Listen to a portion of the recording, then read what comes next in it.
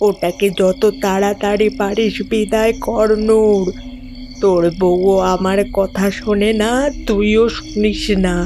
যেখানে পারিস ওকে দিয়ে আয়, না দিতে পারিস নীলের জলে ডুবিয়ে মার, ওর নজরে বিষ আছে। ও আমার সামনে এলেই আমার গা জ্বালা পোড়া করে। তুমি কি বলছো? আমি রাস্তায় পড়ে থেকে মারা যেত যে?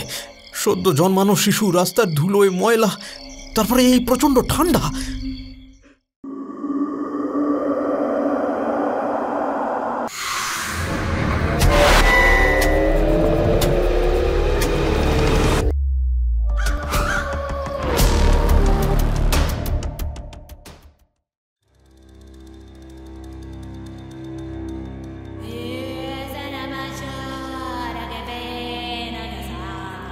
নমস্কার শ্রোতা বন্ধুরা, আপনারা শুনছেন থ্রিলার ডেন।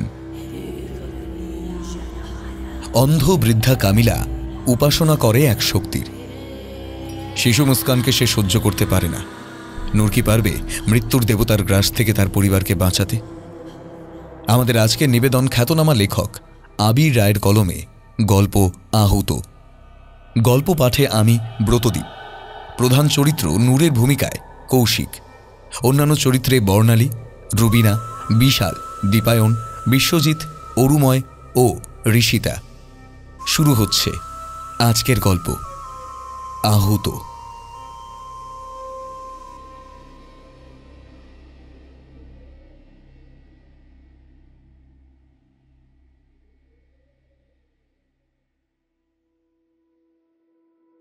নীল নদীর পূর্ব উপকূলে ছোট্ট সাজানো গোছানো শহর অ্যাসওয়ান।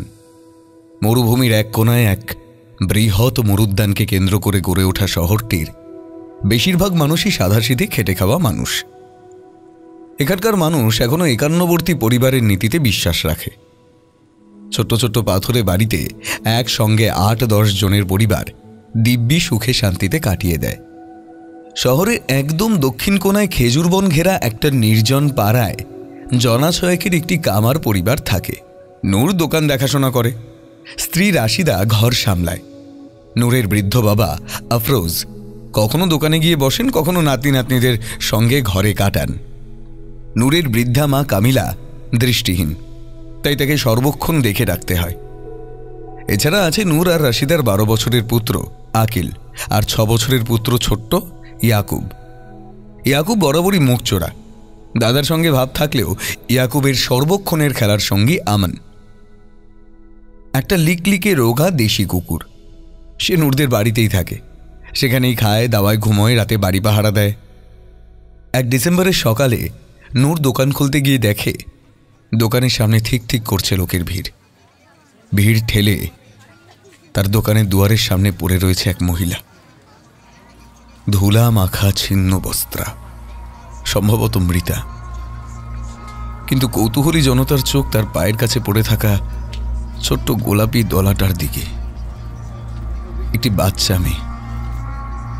মৃতা মহিলাটি সম্ভবত ভোরবেলায় এখানে পড়ে থেকে প্রসব করেছে।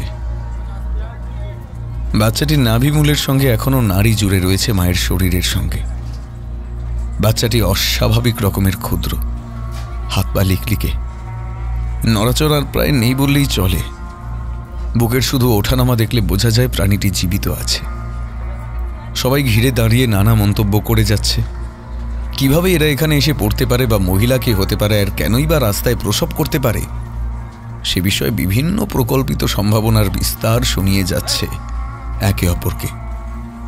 কেউ আবার শুধুই নীরব দর্শক। এইভাবে পড়ে থাকলে রাস্তার ধুলো নাকে ঢুকে বাচ্চাটির মৃত্যু অনিবার্য। তার দোকানে গোটা 2 পরিষ্কার তোয়ালে আছে। পুলিশের অলক্ষ্যে মৃতদেহ ছোঁয়ানো হয় আইন বিরুদ্ধ, কিন্তু জীবন্ত বাচ্চা তো ধরাই যায়। নূর নিচু হয়ে নিচের ডান হাতটা আস্তিনে মুছে বাচ্চাটার গায়ে ঠেকাতেই বুঝতে পারল তার গা ঠান্ডা হয়ে রয়েছে। ভোরের ঠান্ডাটা হয়তো ধরে নিয়েছে কচি শরীর। নূরের আঙুল বাচ্চাটার শরীর স্পর্শ করতেই সে হঠাৎ নড়ে উঠল। তারপর সরু দুর্বল হাত দুটো নেড়ে মুখটা বিকৃত করে লালচে মারি বের করে কেঁপে উঠল। কেঁদে উঠল রাস্তায় পড়ে থাকা বেওয়ারির শিশু কন্যাটি। কিন্তু বুকের শ্বাসের অভাবে গলা দিয়ে আওয়াজ বেরোচ্ছে না, যেন হেঁচকি তুলতেও কষ্ট হচ্ছে তার। নূরের বুকে একটা টনটনে ব্যথা বেজে উঠল। ইয়া আল্লাহ, এ কি বিচার তোমার! পাশের দাওয়াখানার কর্মচারীর সাহায্যে নাড়ি কেটে তোয়ালে মুড়িয়ে বাচ্চাটিকে দুহাতে তুলতেই সে নিজের খুদে আঙুলগুলি দিয়ে তোয়ালেটা জড়িয়ে ধরল। কনকনে শীতের অনুভূতির পর যেন নূরের করুণার উষ্ণতা সে নিজের অনাবৃত শরীরে মেখে নিল। বিকেলে এলাকায় ঢিঢি পড়ে গেল। 2 সন্তানের বাপ নূর কাজে বেরিয়ে আরেক মেয়ে কুড়িয়ে নিয়ে এসেছে। রাশিদা প্রথমে ঘ্যান ঘ্যান করলেও নূর তাকে আড়ালে ডেকে বোঝালো, এত লোক দাঁড়িয়ে দেখছিল, কই কেউ তো এগিয়ে তাকে তুলে নিল না, বুঝলে না? হে আল্লাহর হুকুম, একদম একদম মরার মতো পড়েছিল গো। আমার ছোঁয়া পেতেই কেমন তাজা হয়ে উঠল। ওকে তো রেখে দেবো বলে আনিনি। সরকারি হোমে থাকলে ওরা হয়তো না খাইয়ে মেরেই ফেলবে। ছোট শহর, ঠিক কাউকে না কাউকে পেয়ে যাবে যে একে ঘরে তুলবে। দেখো দেখো, মুখখানাও দেখো না, আমাদের ইয়াকুবের মতো না? হ্যাঁ, রাশিদার দয়ার শরীর, 2 বাচ্চা আর অন্ধ শাশুড়ি নিয়ে এমনিতেই তার নাজেহাল অবস্থা। তার উপর আর একটা দুধের শিশু। মনে খচখচানি থাকলেও বাচ্চাটার মুখের দিকে চাইতেই যেন সব সংশয় গলে জল হয়ে গেল। বাচ্চাটার চোখ হালকা খয়েরি। রাশিদা তার দিকে তাকাতেই মারি বের করে তার দিকে চেয়ে একটা হাসি দিল সে। মুস্কান, আজ থেকে তোমার নাম মুস্কান। কি বললে? ওর নাম মুস্কান রাখো। এত কিছুর পরও তো মুখের হাসিটা কেমন ঝলমলে।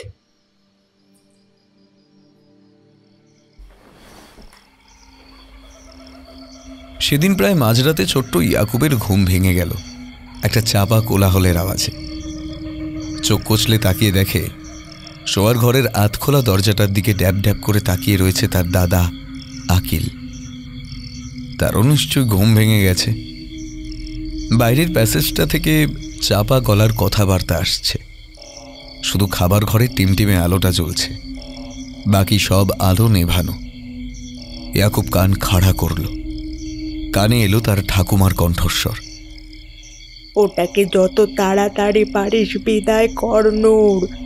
তোর বউও আমার কথা শোনে না, তুইও শুনিস না। যেখানে পারিস ওকে দিয়ে আয়, না দিতে পারিস নীলের জলে ডুবিয়ে মার। ওর নজরে বিষ আছে। ও আমার সামনে এলেই আমার গা জ্বালা পোড়া করে। এ তুমি কি বলছো আমি? হ্যাঁ, রাস্তায় পড়ে থেকে মারা যেত যে। সদ্য জন্মানো শিশু, রাস্তার ধুলোয় ময়লা, তারপরে এই প্রচণ্ড ঠান্ডা। শুকিয়ে মরুক, তোর কি? আমি চোখে দেখি না, তবুও যখন ওকে নিয়ে তোর বউ 2 বার কাছে এসেছে, আমার মনে হয়েছে যেন হাতে পায়ে আগুন লেগে গেল আমার। তারপর আজ জুমদা আলাওয়ালের প্রথম জুম্মা। সর্বনাশ হয়ে যাবে নূর। রাশিদা যদি অমত করে, ওকে শুদ্ধ বাচ্চাটাকে ঘর থেকে বের কর। ইয়াকুবের কানে এবার ফোঁপানো কান্নার আওয়াজ এলো। সে জানে এই কান্নার শব্দটা তার আম্মির। মিশরীয় পারিবারিক রেওয়াজে আজও ঘরের বউরা শ্বশুর শাশুড়িদের ওপর গলা তোলে না। আজ আব্বু যাকে নিয়ে এলো তাকে ফেলে দেওয়ার কথা বলছে রে। ফিসফিসে আতঙ্ক মেশানো গলায় পাশের চৌকি থেকে ছোট ভাইয়ের উদ্দেশ্যে বলল আকিল। রাগ আর ভয়ে ইয়াকুবের হাত পা ঠান্ডা হয়ে এলো। সে আজ মাঝে মাঝেই উঁকি মেরে আম্মি আব্বুর ঘরে শুয়ে থাকা পুঁচকি মানুষটাকে অনেকবার দেখে এসেছে। কতটুকু আঙুল, কতটুকু নাক, গাটা পুরো গোলাপি। এমন একটা অসহায় প্রাণীকে কেউ ফেলে দেওয়ার কথা ভাবতে পারে? ভাবতে ভাবতে ঘুম জড়িয়ে এলো ইয়াকুবের চোখে।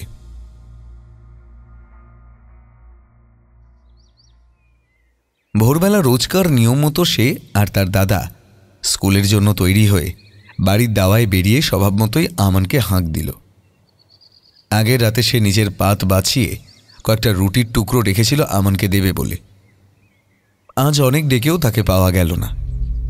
কিন্তু তা তো হওয়ার কথা নয়। আমান তো রোজ এই সময় লেজ নাড়তে নাড়তে এসে দাঁড়ায় ইয়াকুবের স্কুল যাওয়ার আগে, তার প্রসাদ পাওয়ার আশায়। আছে গেল কই? দোকানে আজ নূরের বেশ ব্যস্ততা ছিল। একজন কর্মকার ছুটিতে থাকায় নূরকে আজ কর্মশালায় ব্যস্ত থাকতে হয়েছিল। তার আব্বা আজ খদ্দের সামলেছিলেন। সূর্য ডুবতেই যেন আজ অন্য দিনের থেকে দ্বিগুণ ঠান্ডা পড়ল। সদর থেকে তাদের বাড়ি মাইল 1.5। অন্যদিন বাস পাওয়া যায়, আজ কেন যেন রাস্তাঘাট বড় তাড়াতাড়ি ঝিমিয়ে পড়ল। আফরোজ মিয়ার বয়স হয়েছে প্রায় 72। উনি তাড়াতাড়ি হাঁটতে পারেন না। ধীরে ধীরে দুজনে যখন ঘরে ফিরল তখন রাত হয়ে গেছে। ঘরে ঢুকেই নূরের কেমন সন্দেহ হলো। অন্যদিনের মতো কই ইয়াকুব আখিল তো দৌড়ে এলো না।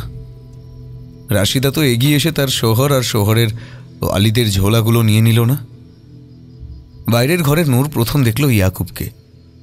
গোমরা মুখে উঠোনের দিকে তাকিয়ে বসে আছে। কি হয়েছে রে ইয়াকুব?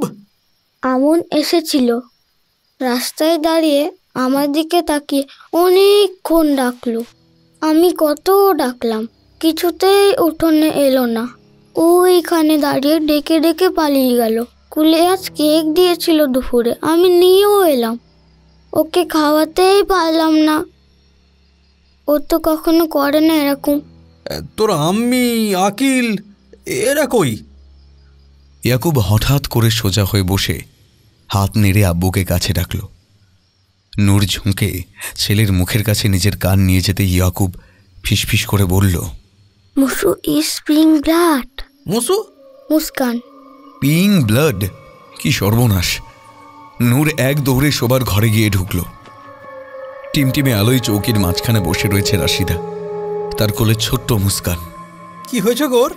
দেখো না, সকাল থেকে খালি প্রস্রাব করছিল, কিন্তু দুপুরের পর থেকে না এই রংটা কেমন হলুদ হতে শুরু করে।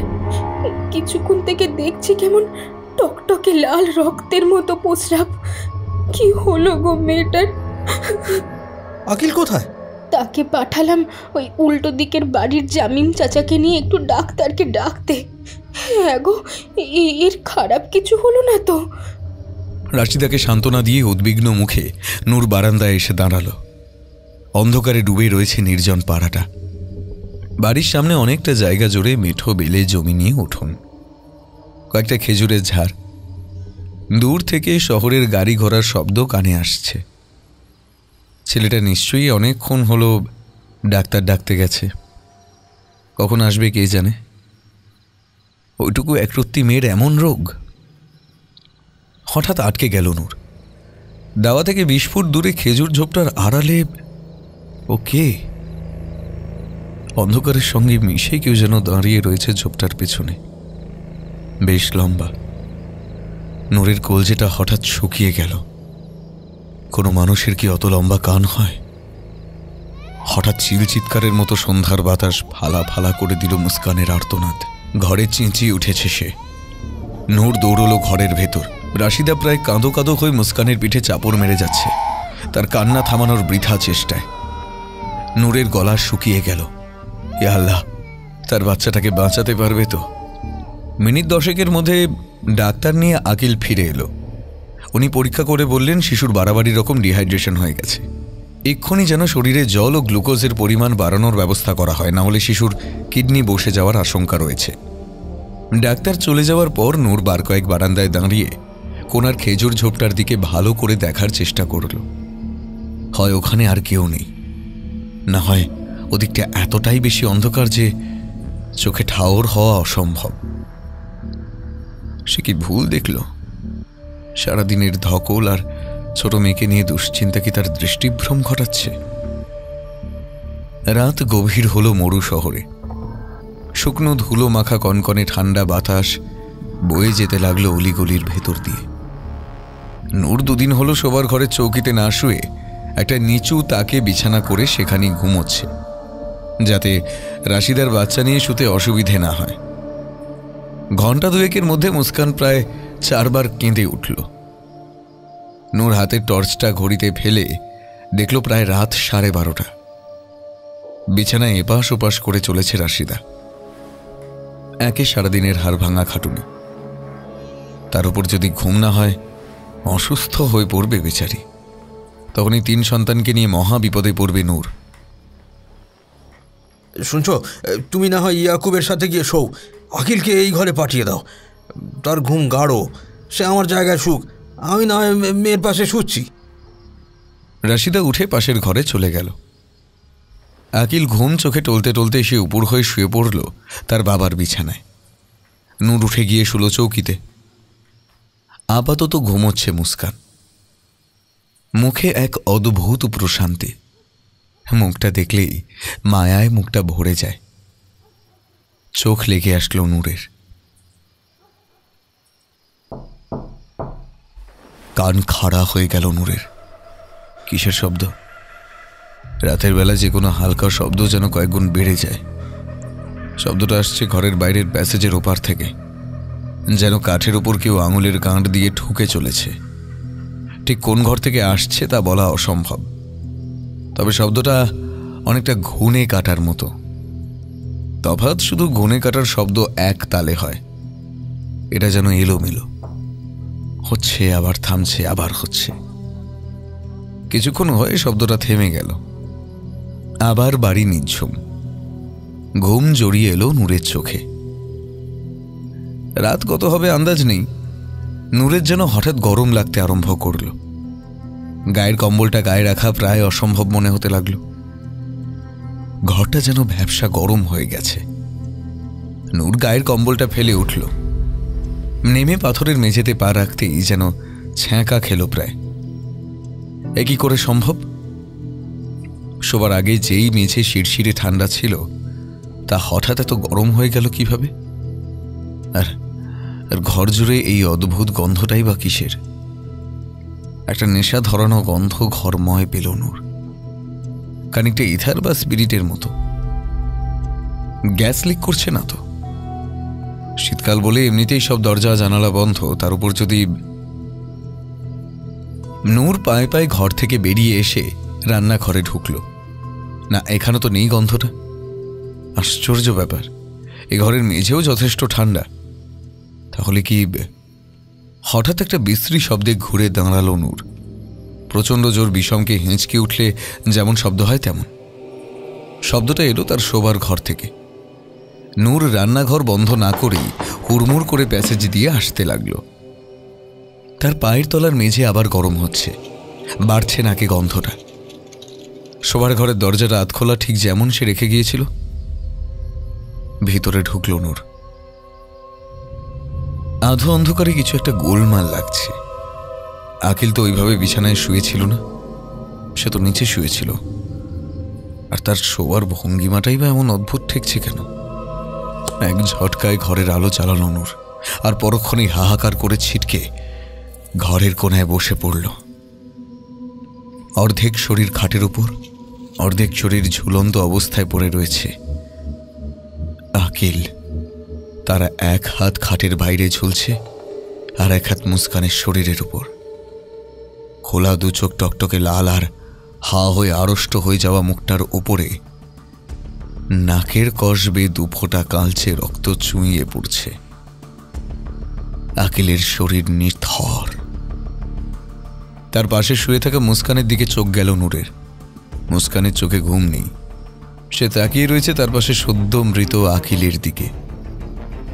তার লালচে ঠোঁট দুটোয় যেন এক মৃদু হাসির ঝলক। জ্ঞান হারালো নূর।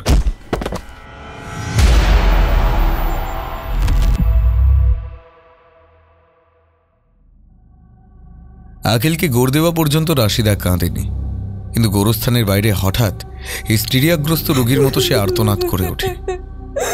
ইয়াকুবকে বলা হয়নি দাদার মৃত্যুর কথা। তাকে রাশিদার বোনের কাছে কায়রোতে পাঠিয়ে দেওয়া হয়েছে, যাতে এই দুর্ঘটনার আঁচ সে টের না পায়। কামিলা বিবি অন্ধ হওয়ায় তার থেকে ঘটনা লুকোনো খুব একটা কঠিন হয়নি, কিন্তু আফরোজ মিয়াকে নিয়ে নূরের ভয় ছিল, পাছে নাতির শোকে তার কিছু একটা হয়ে যায়। সে চাপা মানুষ, কষ্টে বুক ফেটে গেলেও কান্নাকাটি খুব বেশি করেনি। সেই কারণেই নূরের আরও বেশি ভয় ছিল তার আব্বুকে নিয়ে। কিন্তু সংসারে ঘানি টানা বাপের বুকের কষ্ট কে বুঝবে? তার যে গলা ফাটিয়ে কাঁদতেও বাধা, পাছে তাকে ভিত করে মনের জোর আঁকড়ে থাকা বাকি পরিবার তার দুর্বলতার কারণে ধূলিসাৎ হয়ে যায়। বেয়ারা সন্তানকে ভুলিয়ে রাখার মতো অথই অশ্রুসাগরকে চোখের পাতার বাঁধে আটকে কর্তব্যের পাঁচিলের পেছনে মুখ লুকিয়ে দায়িত্ব পালন করে যেতে হয়। নিজের স্ত্রী আর আব্বুর জন্য নূর এই অবস্থাতেও মনে করে ডাক্তার ডাকার ব্যবস্থা করেছিল। দুজনেরই রক্তচাপ অত্যন্ত নেমে যাওয়ায় আফরোজ মিয়াকে স্যালাইন চালু করে রাশিদাকে খাওয়া দাওয়া বন্ধ না করার পরামর্শ দিয়ে যান ডাক্তার। যা হয়েছে তা অত্যন্ত দুঃখজনক, কিন্তু ভুলে যাবেন না আরও 2 সন্তান আপনার মুখাপেক্ষী। তাদের জন্য তো আপনাকে নিজেকে ঠিক রাখতেই হবে, তাই না? রাশিদা আজ দুপুরের পর থেকে কেমন পাথরের মতো হয়ে গিয়েছিল। ডাক্তারের কথাতে এই প্রথমবার তাকে স্বাভাবিক দেখালো। চোখ মুছে সে একটু যেন সজাগ আর স্বাভাবিক হয়ে উঠে বসল। রাত হওয়ার সঙ্গে সঙ্গে সান্ত্বনা দিতে আসা প্রতিবেশীরা একে একে বিদায় নিল। রাশিদা মুস্কানকে বুকে করে নিয়ে বসেছিল সন্ধে থেকে। মাঝে মাঝে ফুঁপিয়ে উঠছিল, মাঝে মাঝে দেওয়ালে হেলান দিয়ে চোখ বুজে থাকছিল। উল্টো দিকের বাড়ির চাচি সময় করে মুস্কানকে এক ফাঁকে খাইয়ে দিয়েছেন। রাতের বেলা নূর এসে ঢুকল শোবার ঘরে। এই ঘরে কাল রাশিদা আর ইয়াকুব শুয়েছিল। পাশের ঘরে আজ রাশিদাকে ঢোকানো অসম্ভব। ওই ঘরেই কাল আকেল। নূর এসে বসল রাশিদার পাশে। মুস্কান তার কোলে ঘুমিয়ে পড়েছে। তাকে আলতো করে কোল থেকে নামিয়ে খাটে রাখল নূর। রাশিদারও বোধহয় দেওয়ালে হেলান দিয়ে চোখ লেগে এসেছিল। আগে সারাদিন না খাওয়া, তার উপর এত কান্নাকাটি করে নিশ্চয়ই শরীরে ক্লান্তি এসেছে। হ্যাঁ গো, ছেলের এর আগে তো কখনো বুকের বিমারি ছিল না গো। নূর স্ত্রীর মাথায় হাত বোলাতে বোলাতে জিজ্ঞেস করল। রাশিদা মাথা নাড়ল। ঝিমঝিমে ভাবটা কেটে গিয়ে এখন তার নজরে মনোযোগ। ডাক্তার তো সন্ধেবেলাতেই তাকে দেখলো, তখন দিব্যি জন্মনে। অথচ উনি বলছেন হঠাৎ স্ট্রোক। কিন্তু স্ট্রোক হলেও মারা যেতে কিছুটা তো সময় লাগে। অমন নিমেষের মধ্যে রাশিদার ভ্রু কুঁচকে গেল। সে ফিরল নূরের দিকে। তোমার কি অন্য কিছু মনে হচ্ছে? আমি তো ঘরের বাইরে ছিলাম, খুব জোর তা ওই 2 মিনিট, তার মধ্যেই তার স্ট্রোক হয়ে শরীরটা ওরকম আড়ষ্ট হয়ে যাবে, এটা কি সম্ভব? না না না, সেটা তো সম্ভব নয়। তবে কালাম্বির কথাগুলো মনে আছে? উনি এতটুকু একটা শিশুকে। তোমায় বলা হয়নি রাশিদা, কাল আমি ঘরে ঢুকে যা দেখি আল্লাহ জানেন তা মিথ্যে নয়। আকিলের অমন নিষ্প্রাণ মুখের দিকে তাকিয়ে মুস্কান মিটি মিটি হাসছিল। অথচ ঘর থেকে বেরোবার আগেই আমি দেখে গেছি সে অকাতরে ঘুমোচ্ছে। আমি জানি এর থেকে কিছু প্রমাণ হয় না, কিন্তু আমি যদি বলি আমার মনে কুডাক দিচ্ছে না, তাহলে মিছে কথা বলা হবে। রাশিদা উত্তর দেয় না। হয়তো কথাগুলো তার মাথায় ঢোকার মতো আজ আর মানসিক অবস্থা নেই। নূর তাকে শুইয়ে দেয়। ঘরে হালকা সেডেটিভ ছিল, তা অর্ধেক নিজে খেয়ে অর্ধেক স্ত্রীকে দেয়। ঘুম সে অর্থে হয়নি তার। বারবার ছেলের মুখটা মনে পড়ছিল। বোধহয় বালিশে মুখ চেপে কয়েকবার কেঁদেও ছিল, কিন্তু শেষ রাতে একটু তন্দ্রা এসে গিয়েছিল। হঠাৎ চোখ মেলতেই নজর যায় মুস্কানের দিকে। না, সে ঘুমোচ্ছে। মুখের কোলবে লালা গড়িয়ে পড়ছে তার। টুকটুকে গোল একটা মাথা, খয়েরি কয়েকটা পশমের মতো চুল। না না, সব ভুল, সব মনের ভুল। আকিলের নিশ্চয়ই কোনো রোগ ছিল যা তারা আগে বোঝেনি। পরদিন ঠান্ডাটা অনেকটাই কম ছিল। জামিল চাচার মেয়ে আরিয়া শিশু ভালোবাসে। তার অদ্ভুত ক্ষমতা অত্যন্ত বেয়াদব বাচ্চাদের কিভাবে যেন করে নিয়ে শান্ত করিয়ে দেয়। সকাল থেকে সেই এসে মুস্কানকে সামলেছে। নূর নিজে দোকানে না গেলেও একজন কর্মচারী বাড়ি এসে দোকানের চাবি নিয়ে গেছে দোকান খোলার জন্য। রাশিদা আজ যেন একটু স্বাভাবিক, যদিও এই ধাক্কা সামলে উঠতে দীর্ঘদিন লাগবে তা নূর জানে। তবুও সে স্ত্রীকে কাছছাড়া করছে না। আফরোজ মিয়া আজ নিজে থেকেই দাওয়ায় এসে বসেছেন। সকালে কাজের ফাঁকে তার একবার মনে হলো যেন আব্বু তার দিকেই নির্বাক ভাবে চেয়ে আছে। কিছু বলবে আব্বু? শরীর খারাপ লাগছে। আফরোজ মিয়া খানিকক্ষণ নূরের মুখের দিকে চেয়ে মাথা নিচু করে ফেললেন, তারপর ধীরে ধীরে ঘাড় নাড়লেন। আকিলের কথা মনে পড়ছে। একটা আঁকার খাতা কিনে দিতে বলেছিল আমায়, আনতে মনে ছিল না। গলা বুঝে এলো আফরোজ মিয়ার। নূর কোনো উত্তর দিল না, কিন্তু তার কেন যেন মনে হলো আব্বু তাকে কিছু একটা বলতে গিয়েও চেপে গেলেন। দুপুরে আরিয়া বাড়ি গিয়েছিল মুস্কানকে ঘুম পাড়িয়ে, বিকেলে আবার চলে এসেছে।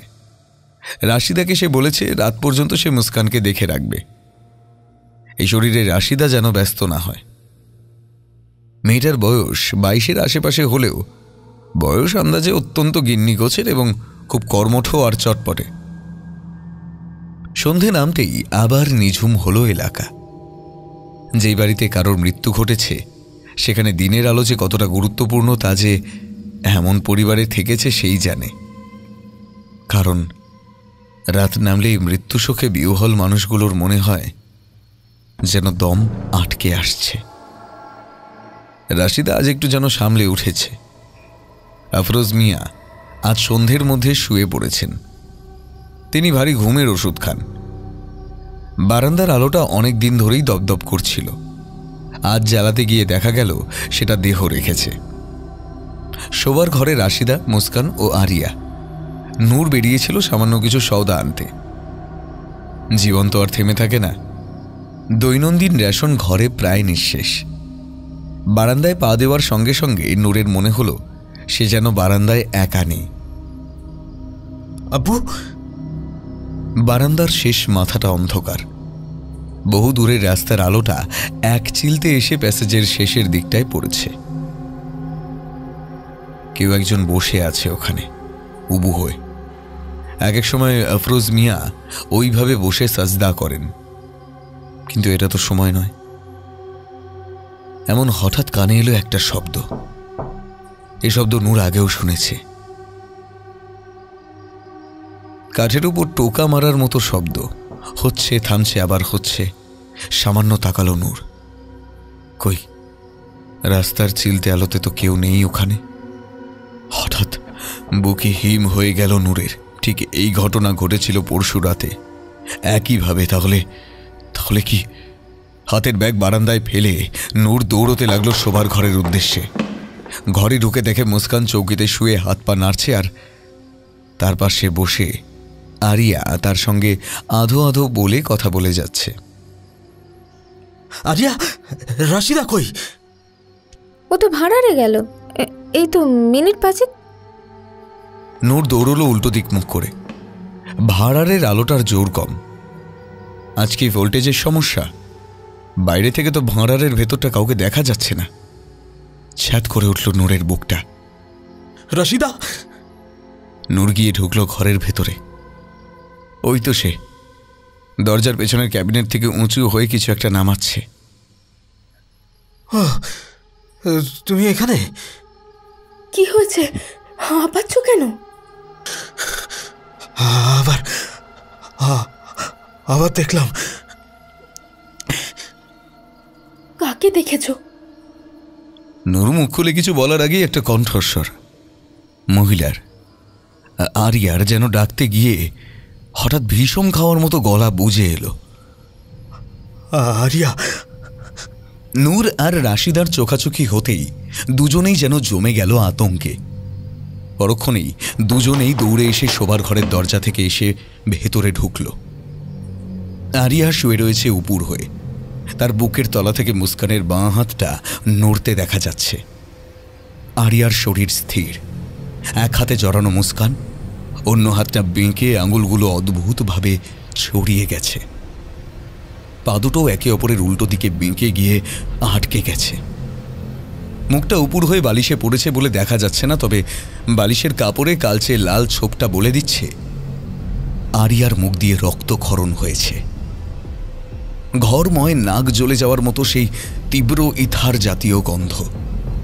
এই দৃশ্য হঠাৎ দেখে নূর আর রাশিদার মাথা কাজ করতে সেকেন্ড সময় নিল এটা বুঝতে যে তাদের সামনে খাটের উপর পড়ে রয়েছে আরিয়া নয়, আরিয়ার নিথর মৃতদেহ।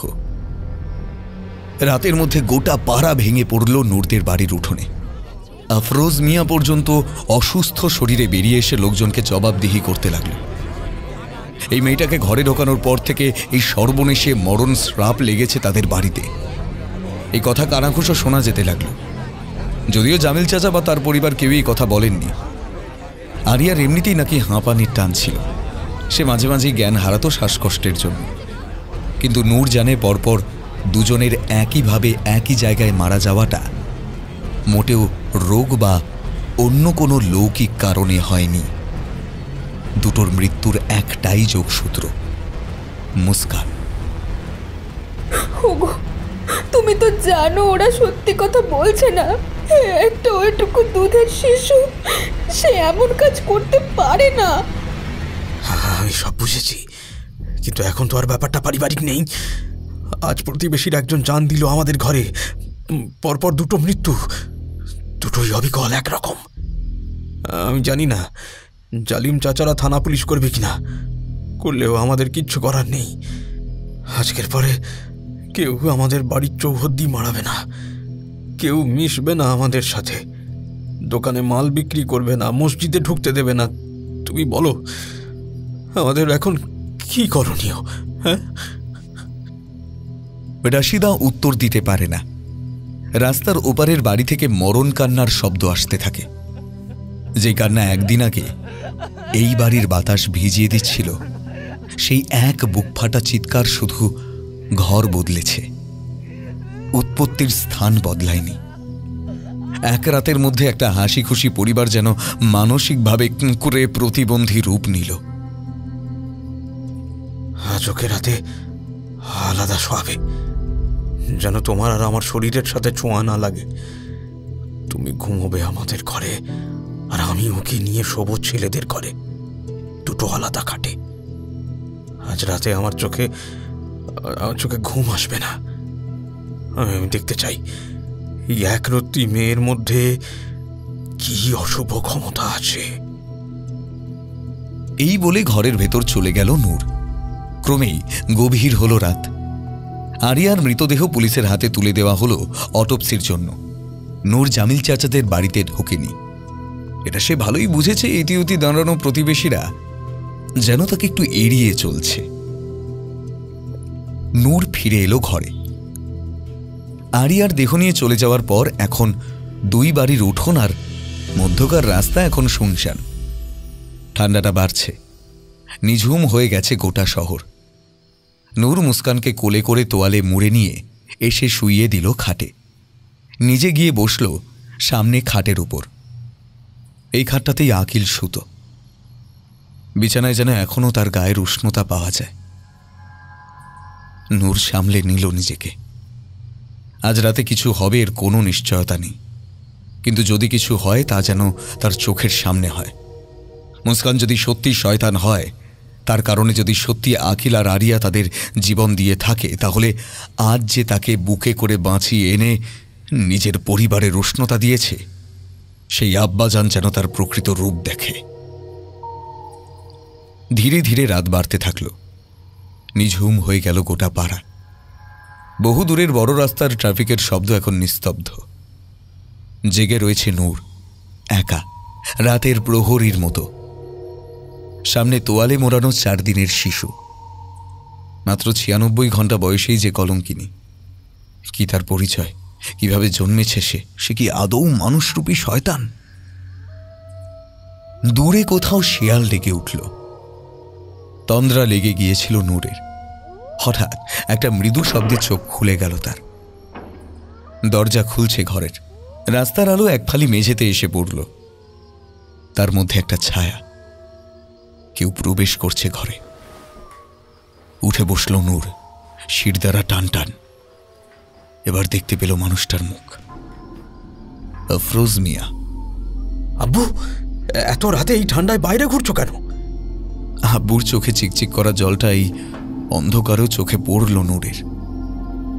আব্বু, কি হয়েছে তোমার?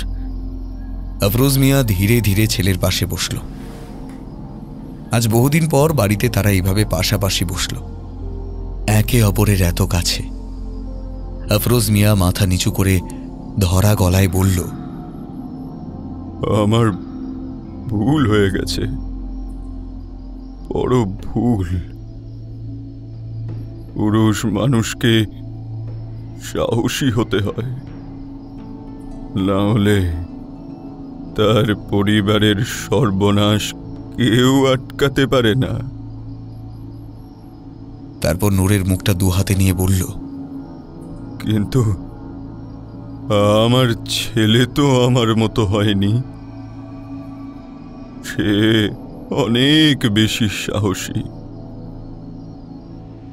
নিজের ছেলেকে হারিয়েও যেমন ভাবে নিজের দায়িত্ব পালন করে গেছে, তা আমি পারতাম না। সময় মতো দায়িত্ব পালন যদি করতে পারতাম, তাহলে আজ এই দিন দেখতে হতো না। কোন দায়িত্বের কথা বলছো? এইসব কি আজে বাজে বলছো বলতো আব্বু? আর কোথায় যাবে হঠাৎ উঠে দাঁড়ালে যে? বলছি, এসো আমার সাথে। কিন্তু মুস্কান, ওর কিচ্ছু হবে না, তুমি এসো আমার সাথে। নূর অবাক হয়ে অন্ধকারের মধ্যে আব্বুর পেছন পেছন বেরোলো ঘর থেকে। অন্ধকার প্যাসেজ পেরিয়ে খাবার ঘর, তার উত্তর দিকে পাশাপাশি দুটো ছোট ঘর, একটা নূরের আব্বু আম্মির শোবার ঘর আর একটা স্টোর রুম গোছের, যার দরজা আপাতত বন্ধ। জুতো খুলে নাও, শব্দ করো না, সে সব শুনতে পায়। নূরের বুকের ভেতর রক্ত চলাচল যেন হঠাৎ বেড়ে গেল। আব্বু তাকে হাতছানি দিয়ে স্টোর রুমের দরজার পাশে ছোট্ট একটা কাচের ফোঁকরের কাছে ডাকল। নূর দুরু দুরু বুকে চোখ রাখল ফোঁকরে। যা দেখল তাতে তার গলার কাছে যেন রক্ত দলা পাকিয়ে শুকিয়ে গেল। পাথরের মেঝেতে বসে রয়েছে তার আম্মি, সামনে জ্বলছে একটা পুরনো কাঁসার প্রদীপ। দৃষ্টিহীন হওয়া সত্ত্বেও মেঝের ধুলোর উপরে একটা ভাঙা চেঁচারির টুকরো দিয়ে কিছু একটা এঁকে চলেছে। এলোমেলো হলেও বোঝা যায় একটা বৃত্ত, তার মধ্যে একটা অস্পষ্ট মানুষের অবয়ব। না, পুরোপুরি মানুষ নয়, মুখটা খানিকটা পশুর মতো, লম্বা কান। আনুবিস, কথাটা উচ্চারণ করার সঙ্গে সঙ্গে যেন ঘরের তাপমাত্রা কয়েক ডিগ্রি কমে গেল। আফরোজ মিয়া নূরের হাত ধরে সন্তর্পণে সরিয়ে আনলো তাকে পাশের ঘরে। নূরের মনে হাজার প্রশ্নের ঝড় উঠেছে। আফরোজ মিয়া বলতে আরম্ভ করল, তুমি কখনো জানতে চাওনি তোমার আম্মি তাঁর দৃষ্টি হারালেন কিভাবে? তখন আমি কায়রোর থেকে 40 মাইল পশ্চিমে আমুর নামে এক গ্রামে এক সওদাগরের ঘরে কাজ করি। একদিন দেখি রাস্তার মধ্যে এক মহিলাকে সবাই মিলে ঘিরে ধরে পাথর বৃষ্টি করে চলেছে, কিন্তু মহিলার মধ্যে এক শিরশিরে কাঠিন্য। তার মুখে চোখে পাথর লেগে দরদর করে রক্ত ঝরে চলেছে, কিন্তু তার যেন এতটুকু ব্যথা লাগছে না। আমি এগিয়ে গেলাম, জিজ্ঞেস করলাম কেন তাকে মারা হচ্ছে। উত্তরে জানলাম মহিলাটির স্বামী তাকে ছেড়ে নিরুদ্দেশ আজ বেশ কয়েক মাস। ইতিমধ্যে তার একটি কন্যা সন্তানও হয়। মহিলা নাকি সদ্যজাতটিকে কুয়োয় ফেলে দিয়েছে। তার প্রতিবেশীরা তাকে ডাইনি সন্দেহে রাস্তায় বের করে দিয়েছে, কারণ তাকে নাকি দিনের পর দিন নানান রকম মন্ত্রোচ্চারণ বা অদ্ভুত আচার পালন করতে দেখা গেছে। সকলের সন্দেহ সে নিজের কন্যা সন্তানকে কোনো এক কালো বিদ্যার বলি হিসেবে কুয়োয় ফেলেছে। আমার দয়া হলো, কাজটা যদি সে করেও থাকে তাহলে সে নিশ্চয়ই মানসিকভাবে বিপর্যস্ত। সুস্থ মস্তিষ্কে কি কেউ নিজের সন্তানকে মারতে পারে? তখন থানা পুলিশের অত বালাই ছিল না। ক্ষিপ্র জনতার হাতে পাথরের বাড়ি খেতে খেতে ততক্ষণে মহিলা জ্ঞান হারিয়ে লুটিয়ে পড়েছে। আমি মালিকের কয়েকজন কর্মচারীর সাহায্যে তাকে উদ্ধার করে কায়রোয় নিয়ে আসি। তার চিকিৎসার ব্যবস্থা করি। ধীরে ধীরে সে সেরে ওঠে, কথাবার্তা স্বাভাবিক হয়, কিন্তু বাচ্চাকে কুয়োয় ফেলার কোনো কথা তার মনে নেই। এই কথাই সে দাবি করে। আমি বিশ্বাস করি তাকে।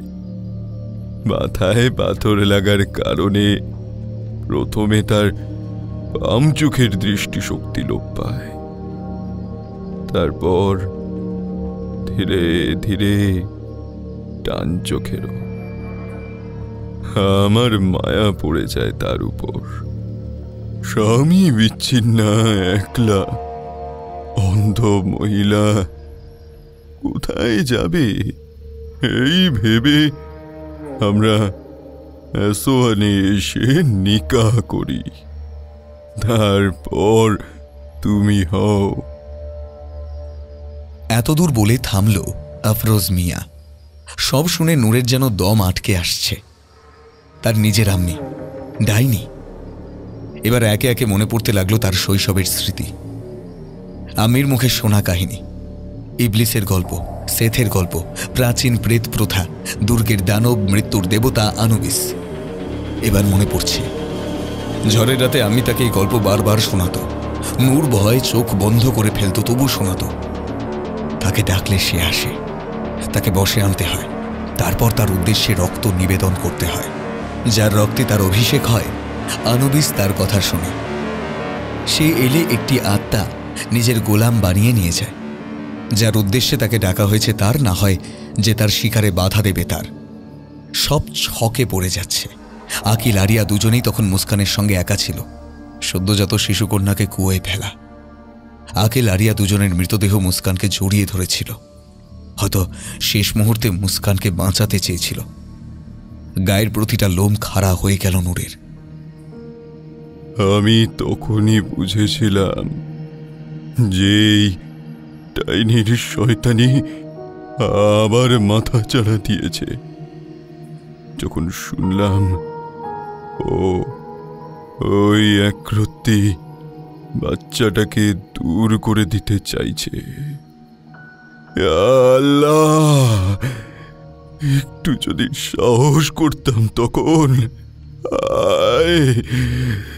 তাজা প্রাণ দুটো। হঠাৎ থেমে গেল আফরোজ মিয়ার কথা। বাইরের প্যাসেজে মৃদু পায়ের আওয়াজ। অন্ধকার ঘরে দুজনে শোবার ঘরের দরজা 1 ইঞ্চি ফাঁক করে বাইরে উঁকি মারল। প্যাসেজে জমাট বাঁধা অন্ধকার। কিচ্ছু চোখে দেখা যায় না। স্টোরের খুপড়িটা দিয়ে সরু এক ফালি হলদে আলো বেরিয়ে আসছে, প্রদীপের শিখার আলো। হঠাৎ যেন অন্ধকারে কিছু নড়ে উঠল। নূরের নাকে লাগলো সেই ঝাঁঝালো গন্ধ। ছায়ার মধ্যে থেকে হঠাৎ নূর দেখল কেউ একজন দাঁড়িয়ে রয়েছে অন্ধকারে, পিলারের ধার ঘেঁষে, ঈষৎ মেঁকে। নূরের কাঁধে রাখা আফরোজ মিয়ার হাত কাঁপতে আরম্ভ করল। তখনই শব্দ করে স্টোররুমের দরজাটা গেল খুলে। প্রদীপের আলো এসে পড়ল প্যাসেজের অন্ধকারে দাঁড়ানো ছায়ায় ঘেরা অবয়বটির উপর। নূরের সর্বাঙ্গ আতঙ্কে জমে গেল। মাথা প্রায় সিলিংয়ে ঠেকে যায় এমন লম্বা কুচকুচে কালো একটি মানব শরীর দাঁড়িয়ে রয়েছে পাথরের মেঝের উপর। তবে মানুষের সঙ্গে তার তফাৎ একটাই, কাঁধের কাছ থেকে ঘন ধূসর লোমের আস্তরণে ঢাকা মাংসপেশি উঠে গেছে মাথা অবধি। সে মাথা মানুষের নয়। ছোচলো নাক, খাড়া কান, ভাটার মতো জ্বলন্ত চোখ আর দুসারি ঝকঝকে লালা ঝরা দাঁত নিয়ে ফুঁসে চলেছে শেয়াল দেবতা। ডাইনি কামিলার আহ্বানে যে সাড়া দিয়ে আহত হয়েছে তার শিকারের খোঁজে। দরজার পেছনে ঠকঠক করে কাঁপতে লাগলো নূর আর তার আব্বু। দম আটকে আসছে বিকট গন্ধে। ঘরের তাপমাত্রা যেন হঠাৎ বেড়ে ঘর গনগনে গরম হয়ে গেছে।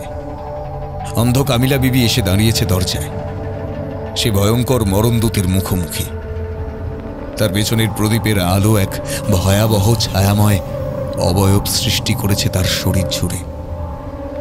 কামিলা দু হাত তুলে ফিসফিস করে কিছু একটা আওড়াল। দৃষ্টিহীন চোখের মণি দুটো উড়ে উঠে প্রায় অদৃশ্য হয়ে গেল। তারপর কাঠের দরজায় বাঁ হাতের আঙুল দিয়ে টোকা মারতে লাগল। সব শুদ্ধ 9 বার, যেন কোনো সাংকেতিক ভাষায় কোনো পৈশাচিক বার্তা দিল আনুবিসকে। ফুঁসে উঠল সেই নরশৃগাল। মুখ দিয়ে গর্জনের মতো একটা শব্দ বেরোল তার। মেঝেতে আঁকা সেই বলয়ের কাছে হাতড়ে হাতড়ে ফিরে গেল কামিলা। তারপর সেই একইভাবে ফিসফিসিয়ে গলায় বলল, আমার রক্তে অভিষেক হোক তোমার, গ্রহণ করো আমার নিবেদন, নিয়ে যাও মুস্কানকে। বলেই কাপড়ের ফাঁক থেকে একটা ছোট্ট ধাতব ফলা বের করে নিজের হাত এক ঝটকায় চিরে দিল কামিলা। কয়েক মুহূর্ত সব চুপচাপ। কামিলা নাক টানল, একবার দুবার। তার ফালা হওয়া হাত সামনে বাড়িয়ে ধরা, টপ টপ করে রক্ত ঝরে পড়ছে তা থেকে। কামিলার ভুঁড়ো কুঁচকে গেল। গ্রহণ করো আমার নিবেদন, নিয়ে যাও মুস্কানকে। আনুবিস নড়ল না, ঠায় দাঁড়িয়ে রইল তার জায়গায়। সে তার নিবেদন পায়নি, কারণ তার অভিষেকই সম্পন্ন হয়নি। কামিলার বাড়ানো হাতের নিচে নূর গিয়ে সন্তর্পণে তার বুক পেতে দিয়েছে। কামিলার রক্তধারা বলয়ের মধ্যে না পড়েছে এসে নূরের বুকে। কে এখানে? বৈশাচিক আস্ফালনে হুঙ্কার ছাড়ল কামিলা। এই কামিলাকে নূর চেনে না। নূর, সরে যা সামনে থেকে, সরে যা, নইলে গলা কেটে ফেলে দেব। সরে যা বলছি। হাহাকার করে উঠল বুড়ি ডাইনি কমলা। নূর নড়ল না। তার চোখের সামনে ভাসছে নিষ্পাপ আকিলের মুখ। মুস্কানের প্রাণ বাঁচাতে গিয়ে নিজেকে শেষ করে দেওয়া তার ছোট বোনের মতো প্রিয় আরিয়ার মুখ। নূরের হাতে করে ঘরে আনা সদ্যজাত বোনের রক্ষা করতে গিয়ে নিজের প্রাণ বিসর্জন দিল আকিল। শয়তান! নূরের কনুইয়ের এক ধাক্কায় পাথরের মেঝেতে ছিটকে পড়ল কামিলা। রক্তে ভেজা জামাটা গায়ের থেকে টেনে খুলে ফেলে মেঝেতে ফেলে ফলাটা কুড়িয়ে নিয়ে এক মুহূর্তে নিজের হাত ফালা করে দিল নূর। ভিনকি দিয়ে রক্ত ছুটল। বলয়ের কেন্দ্রবিন্দু সেই রক্তধারা দিয়ে ভিজিয়ে দিল নূর। আস্ফালন করে উঠল আনুবিস। ঝকঝকে সাদা দাঁতের শাড়িগুলো দিয়ে যেন আলোর ঝলকানি খেলে গেল। আমার রক্তে হোক অভিষেক আপনার। হে মৃত্যুদেব, গ্রহণ করুন আমার নিবেদন। নিয়ে যান এই শয়তানি কামিলাকে, নিয়ে যান। মুখের কথা শেষ হওয়ার শুধু অপেক্ষা। বিদ্যুৎ ঝলকের মতো বিশাল দানবীয় শরীরটা ঝাঁপিয়ে পড়ল কামিলার উপর। ছোট্ট একটা শ্বাসের শব্দ, পরক্ষণেই ঘর খালি। নূর শেষ মুহূর্তে চোখ ঢেকে নিয়েছিল। চোখ মেলতেই দেখে মেঝেতে মুখ হাঁ করে পড়ে রয়েছে কামিলা। শরীর আড়ষ্ট, চোখ বিস্ফারিত, শুধু মুখ দিয়ে এক ঝলক রক্ত বেরিয়ে এসেছে। ধপ করে একটা শব্দ হতেই নূর পেছন ফিরে দেখে তার আব্বু কাঁপতে কাঁপতে বসে পড়েছে মেঝেতে। তার মুখ দিয়ে গোঙানির মতো শব্দ বেরোচ্ছে। নূর গিয়ে তাকে তুলল। আফরোজ মিয়া উঠে বসে বলল, আজ আমার ভুলের ঋণ তুমি শোধ করলে। শুধু একটাই আফসোস, আমার শরীরে এই মহিলার রক্ত বইছে। নূর আব্বুর কাঁধে হাত রেখে বলল, আমার শরীরে তো তোমারই রক্ত বইছে আব্বু। আমি যে তোমারই মতো সরল। দেখো, তোমার মতো আমিও সেই পথের ধুলো ঘরে এনে সংসার সাজিয়েছি। আল্লাহ সকলের পরীক্ষা নেন। আমরা আকিলকে হারিয়েছি, কিন্তু যেই মুস্কানকে বাঁচাতে গিয়ে সে প্রাণ দিল, তার বোনের প্রতিটি শ্বাসে আকিল বেঁচে থাকবে। হ্যাঁ, বেঁচে থাকবে সে। বাইরে নিঝুম রাতে দূরে কোথাও শীতের নিস্তব্ধতা খান খান করে একটা মাত্র শেয়াল ডেকে উঠল।